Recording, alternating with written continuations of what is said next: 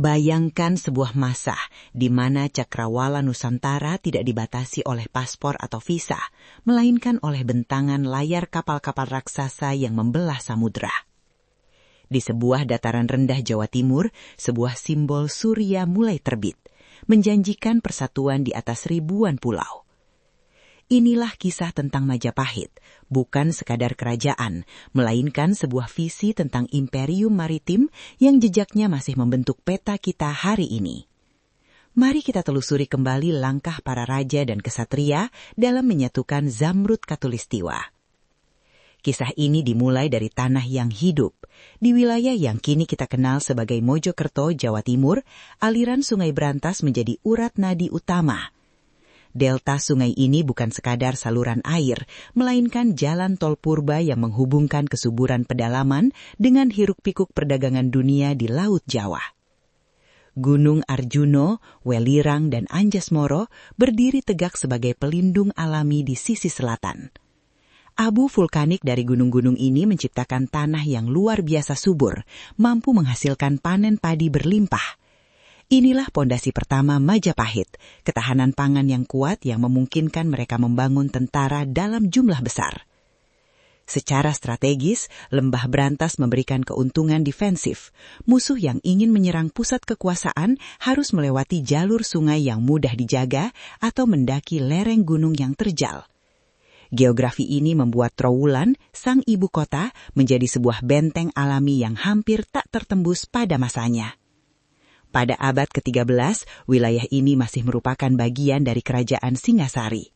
Namun potensi geopolitiknya sudah terlihat jelas oleh para penguasa saat itu. Mereka memahami bahwa siapapun yang menguasai aliran Brantas, ia akan memegang kunci atas distribusi logistik di seluruh Jawa bagian timur. Disinilah Raden Wijaya tumbuh dan melihat potensi besar dari tanah ini. Ia menyadari bahwa kesuburan tanah harus dipadukan dengan akses ke laut untuk menciptakan kekuatan yang absolut. Persiapan alam sudah selesai, kini giliran manusia yang harus menuliskan takdirnya di atas tanah pahit ini. Tahun 1292 menjadi titik balik yang berdarah.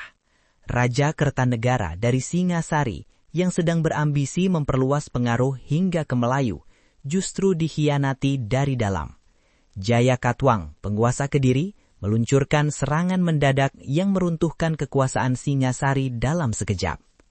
Raden Wijaya, menantu Kertanegara, terdesak hingga ke pesisir utara. Dalam situasi terjepit, ia mengambil keputusan geografis yang krusial, menyeberangi selat sempit menuju Pulau Madura. Di sana, ia mencari perlindungan kepada Arya Wiraraja, seorang adipati yang memiliki pengaruh besar di wilayah timur Jawa. Madura menjadi tempat persembunyian sekaligus laboratorium strategi bagi Wijaya. Di pulau ini, ia belajar memahami peta politik Jawa dari sudut pandang yang berbeda. Ia menyadari bahwa untuk kembali berkuasa, ia membutuhkan pangkalan baru yang tidak mudah dideteksi oleh mata-mata Jayakatwang di Kediri. Melalui lobi politik Arya Wiraraja, Wijaya akhirnya diizinkan kembali ke daratan Jawa. Namun, ia tidak kembali ke pusat kota, melainkan meminta sebuah wilayah hutan yang sunyi di daerah Tarik. Wilayah ini secara administratif kini berada di sekitar perbatasan Mojokerto dan Sidoarjo, sebuah daerah rawa yang terisolasi. Saat membuka hutan tersebut, para pengikutnya menemukan buah maja yang rasanya sangat pahit. Nama Majapahit pun lahir di sana. Di tengah hutan rawa yang sulit dijangkau ini, Wijaya mulai membangun kekuatan secara sembunyi-sembunyi, memanfaatkan medan yang liar untuk menutupi ambisi besarnya. Dunia internasional saat itu sedang gempar oleh ekspansi kekaisaran Mongol. Kublai Khan mengirim armada raksasa untuk menghukum Kertanegara yang sebelumnya telah melukai utusannya. Namun saat armada Mongol tiba di pantai utara Jawa tahun 1293, mereka mendapati bahwa orang yang mereka cari sudah tewas dibunuh Jayakatwang. Raden Wijaya melihat ini sebagai peluang emas sekaligus ancaman mematikan. Dengan kecerdikan luar biasa, ia justru menyambut pasukan Mongol di pelabuhan Tuban dan menawarkan kerjasama. Ia menggunakan kekuatan militer Mongol sebagai alat untuk menghancurkan musuh domestiknya, Jayakatwang dari Kediri. pasukan Mongol yang terbiasa bertempur di padang rumput datar Asia Tengah kesulitan beradaptasi dengan iklim tropis Jawa yang lembab. Wijaya memanfaatkan ketidaktahuan mereka terhadap medan lokal. Ia menggiring mereka masuk jauh ke pedalaman melalui jalur sungai yang sudah ia kuasai seluk-beluknya. Setelah Jaya Katuang berhasil ditumpas, Wijaya tidak membiarkan Mongol beristirahat. Saat pasukan Mongol sedang merayakan kemenangan di perkemahan mereka, Wijaya melancarkan serangan mendadak yang mematikan. Di tengah kebingungan dan kelelahan, pasukan Mongol terpaksa lari kembali ke kapal mereka di pesisir Surabaya. Kemenangan ini secara geopolitik sangat signifikan. Majapahit lahir bukan sebagai bawahan kekuatan asing, melainkan sebagai pemenang yang berhasil mengusir kekuatan adidaya dunia saat itu. Dengan terusirnya Mongol, peta kekuasaan di Jawa kini sepenuhnya berada di bawah kendali tunggal Sang Surya Majapahit. Majapahit pun berdiri dengan Trowulan sebagai pusat gravitasinya. Jika kita melihat Trowulan hari ini melalui citra satelit atau rekonstruksi arkeologis, kita akan melihat sebuah kota yang sangat maju. Kota ini dirancang dengan sistem kanal air yang rumit, menjadikannya mirip dengan Venesia dari timur. Kanal-kanal ini berfungsi ganda, sebagai sistem irigasi pertanian yang canggih dan sebagai sarana transportasi logistik di dalam kota. Air dialirkan dari waduk raksasa, seperti Waduk Segaran, untuk memastikan kota tetap sejuk dan kebutuhan warga tercukupi sepanjang musim. Batas-batas Majapahit di masa awal ini fokus pada konsolidasi di Jawa Timur dan sebagian Jawa Tengah. Secara modern, pengaruh langsung mereka mencakup wilayah dari Malang hingga ke pesisir utara Semarang. Mereka mulai membangun jaringan pelabuhan di Pantura untuk menghubungkan hasil bumi pedalaman dengan pasar global. Namun, awal berdiri tidaklah mudah. Geografi politik saat itu diwarnai oleh pemberontakan para sahabat Wijaya sendiri, seperti Ranggalawe dan Sora. Konflik-konflik ini seringkali terjadi di wilayah pesisir atau perbatasan, menunjukkan betapa sulitnya menyatukan wilayah yang terfragmentasi oleh identitas kedaerahan yang kuat. Melalui kebijakan yang tegas dan pembangunan infrastruktur, Majapahit mulai tumbuh menjadi kekuatan ekonomi. Mereka mulai mengekspor beras ke seluruh Nusantara, menukarnya dengan rempah-rempah dari timur dan sutra dari utara. Trowulan bukan lagi sekedar desa di tengah hutan, melainkan jantung dari perdagangan regional. Tahun 1336, sebuah peristiwa besar terjadi di Balai Rum Istana. Gajah Mada, yang diangkat menjadi Mahapatih, mengucapkan sumpah palapa. Ia berjanji tidak akan menikmati kesenangan duniawi, amukti palapa, sebelum berhasil menyatukan Nusantara di bawah payung Majapahit. Visi Gajah Mada adalah visi geopolitik yang sangat modern. Ia memahami bahwa kekuatan sebuah kerajaan di kepulauan tidak terletak pada luas daratannya, melainkan pada kontrol atas selat-selat strategis. Ia menargetkan wilayah yang kini kita kenal sebagai Sumatera, Suwarna Dwipa, Kalimantan, Bakulapura, hingga Semenanjung Malaya. Sumpah ini awalnya ditertawakan oleh para petinggi kerajaan lainnya. Mereka menganggap menyatukan pulau-pulau yang dipisahkan oleh samudra luas adalah hal yang mustahil. Namun, Gajah Mada melihat laut bukan sebagai pemisah, melainkan sebagai jembatan penghubung yang harus dikuasai jalurnya. Untuk mewujudkan visinya, ia membangun angkatan laut yang sangat kuat. Pangkalan-pangkalan militer didirikan di lokasi strategis, termasuk di wilayah yang sekarang menjadi Bali dan Lombok. Ia menyadari bahwa untuk menguasai timur, ia harus memiliki batu loncatan di Kepulauan Nusa Tenggara. Secara bertahap, peta kekuasaan Majapahit mulai meluas melampaui batas Pulau Jawa. Gajah Mada berhasil menundukkan kerajaan-kerajaan kecil di sepanjang pesisir Nusantara melalui kombinasi diplomasi dan kekuatan militer. Inilah momen di mana konsep Indonesia dalam bentuk embrio mulai dipetakan secara nyata. Kekuatan utama Majapahit terletak pada teknologi maritimnya, terutama kapal yang disebut Jung Jawa. Kapal-kapal ini adalah monster laut pada zamannya, jauh lebih besar dari kapal-kapal yang digunakan oleh penjelajah Eropa seperti Christopher Columbus beberapa abad kemudian. Kapal-kapal ini dibangun menggunakan kayu jati pilihan dari hutan-hutan di Jawa. Dengan beberapa lapis lambung, Jung Jawa mampu menahan gempuran meriam dan gelombang besar Samudra Hindia.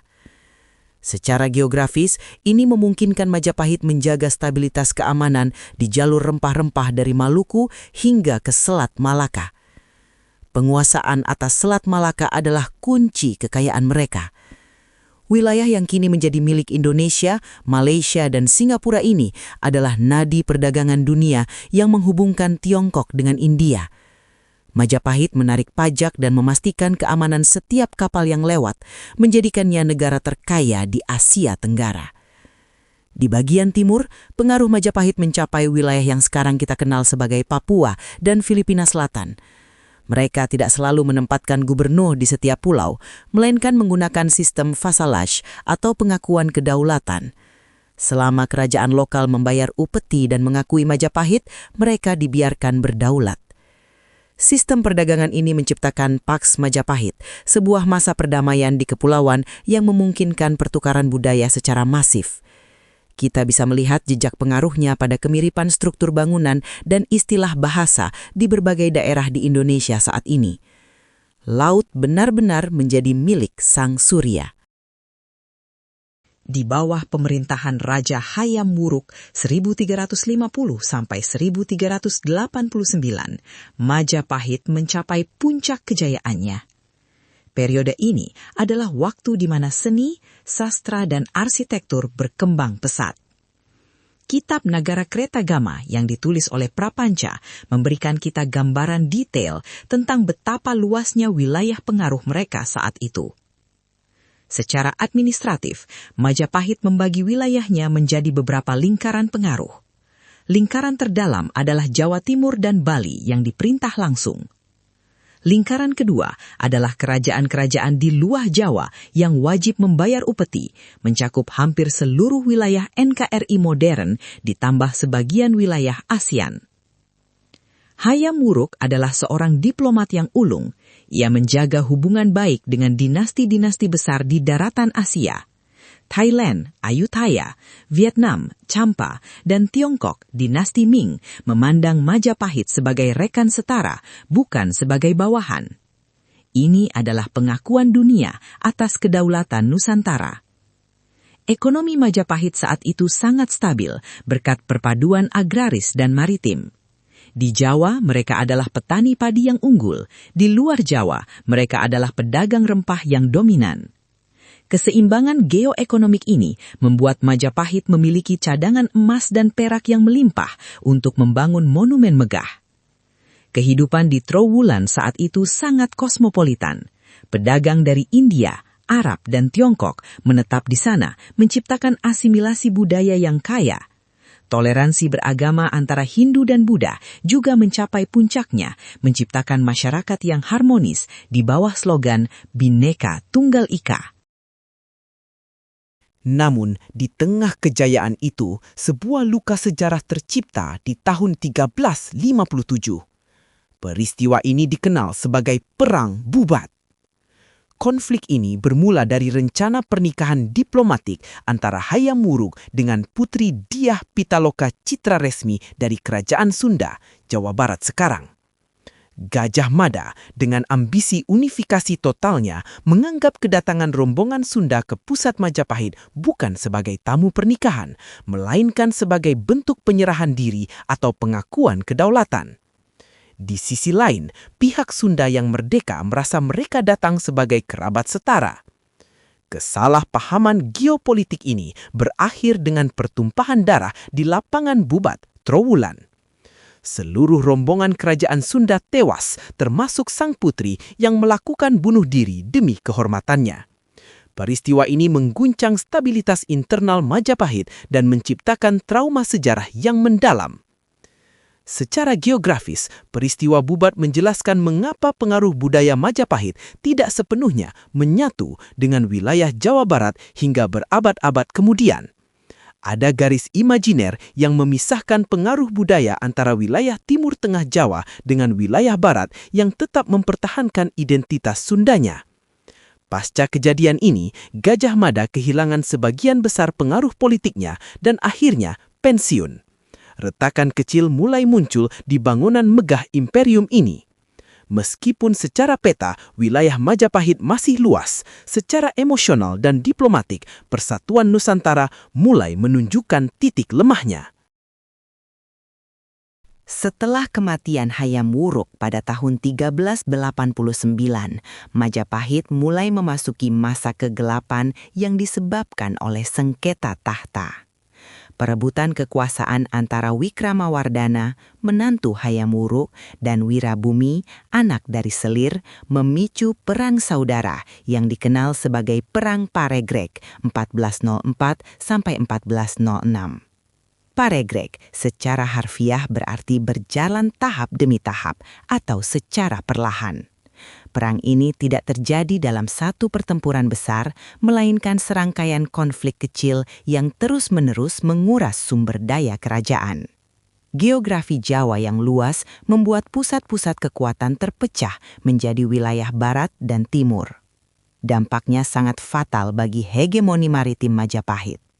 Karena pusat sibuk berperang sendiri, kontrol atas wilayah-wilayah di luar Jawa melemah drastis. Kerajaan-kerajaan di Sumatera dan Semenanjung Malaya, termasuk kemunculan Kesultanan Malaka yang baru, mulai melepaskan diri dari pengaruh Trowulan. Secara geografis, Majapahit mulai kehilangan nadi ekonominya di Selat Malaka. Pendapatan dari pajak pelabuhan merosot tajam. Sementara itu di Jawa, infrastruktur kanal dan irigasi mulai terbengkalai karena dana dialihkan untuk biaya perang, menyebabkan penurunan produktivitas pertanian. Para pedagang internasional pun mulai beralih mencari pelabuhan yang lebih stabil. Pusat gravitasi ekonomi perlahan bergeser dari pedalaman Trowulan ke pelabuhan-pelabuhan di pesisir utara, Pantura, yang mulai memeluk pengaruh baru dari pedagang Muslim. Majapahit sedang mengerut menuju ajalnya. Memasuki abad ke-15, Majapahit hanyalah bayangan dari kebesaran masa lalunya. Munculnya kekuatan baru di Demak, Jawa Tengah sekarang, menandai pergeseran ideologi dan politik di Nusantara. Islam mulai menjadi kekuatan pemersatu baru yang menggantikan sistem kasta dan struktur birokrasi lama.